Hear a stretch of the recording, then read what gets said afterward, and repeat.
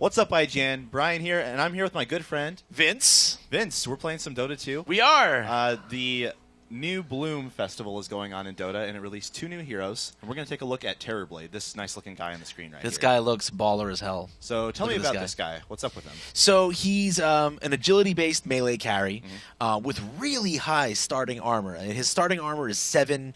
I believe that's the highest in the game. I think, to my knowledge, to my memory, it's the highest in the game, and it scales up really well. You can see here we have him up at level 25, and his base armor is a 26. So he's going to be really resistant to basic right-click attack damage, which is going to help him in some of those slugfests he's inevitably going to find himself in. And it's good that he has that high starting armor, because he actually has pretty low starting hit points. 435 is his starting hit point. So he's a little on the paper thin side in terms of raw hit points, but yeah, certainly that high armor is going to help him stand up well in the laning phase. All right, well, let's jump in and take a look at his 4 skills then. Sure. Okay, so his first ability is called Reflection. That's his Q, and it creates an invulnerable, uncontrollable copy of the enemy hero that you target, and then that copy will go ahead and attack the original, slowing him in the process as well. The really cool thing about this is it also slows the hero's movement speed and attack speed by 60%. That's really huge. It's also very cheap and spammable, so you can use it over and over. Very, very useful skill for a lot of different situations. Terrorblade's second ability is called Conjure Image, and what this does is it creates an image of himself that deals a percentage of his damage, but takes 300% damage. That's a pretty common thing for illusions in this game. They take extra damage. Yeah, they usually do take extra damage. They don't commonly deal as much of their owner's base damage as Terrorblade's does. That's one of the utilities of it. And the other nice thing about it is that because its uptime is 32 seconds and the cooldown is only 16, you can have potentially 2 up at all times, provided that they don't get killed or that your mana, holds out. So Terrorblade's third ability is very potent. It's called Metamorphosis, and it turns him into this huge hulking demon, and he gets a ranged attack that's got 550 attack range, and it also provides him a lot of bonus damage, up to 80 extra bonus damage per attack at the max level, which is very substantial. Right. Even in the late game, 80 damage is nothing to ignore. That's very, very powerful.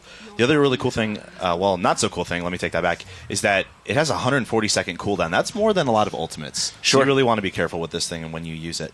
The other great thing, and we'll show this off here, when you create a copy of yourself, which is the skill we talked about last, that image also has your ranged attacks. Right. So this is a lot of damage at range, really good for like pushing towers or if an enemy is locked down at range with a stun.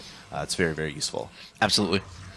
Terrorblade's ultimate ability is called Sunder, and it swaps HP with a target enemy hero or ally. Yeah, I mean, it's incredibly useful, as you're about to see right here. So you can be on the verge of death and then completely reverse the fortunes of a one-on-one duel like that. The nice thing about it has a couple little extra nuances to it. It will go through magic immunity like a BKB.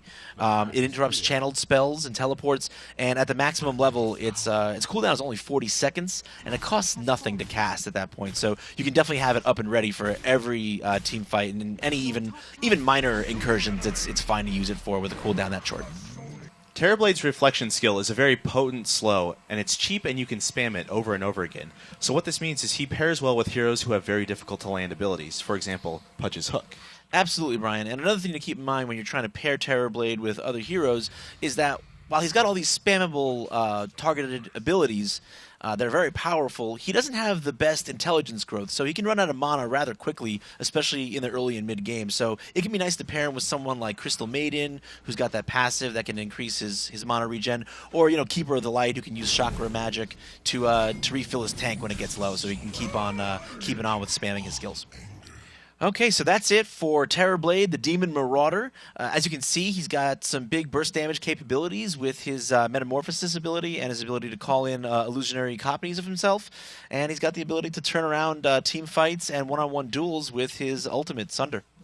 Let us know what tactics you figure out for Terrorblade in the comments. And be sure to check out our guide for Phoenix, the other hero released in the new Bloom Festival. And for more on Dota 2, keep it right here on IGN.